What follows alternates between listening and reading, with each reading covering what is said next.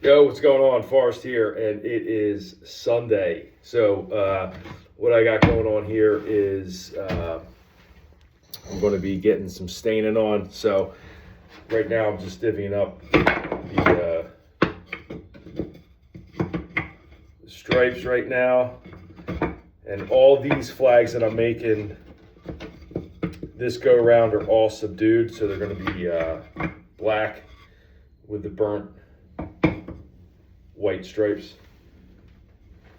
So now I'm just divvying them up 3 and 3, so 3 get painted and 3 are just going to be left bare. So these are the 18.5-inch stripes right here. And then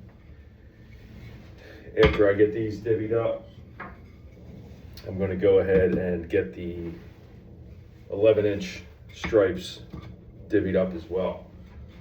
So that way when I go to stain, I can slap all these together.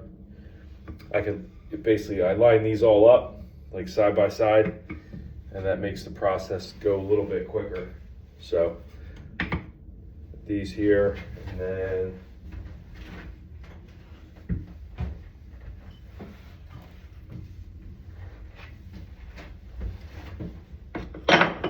these are the 11-inch right here. So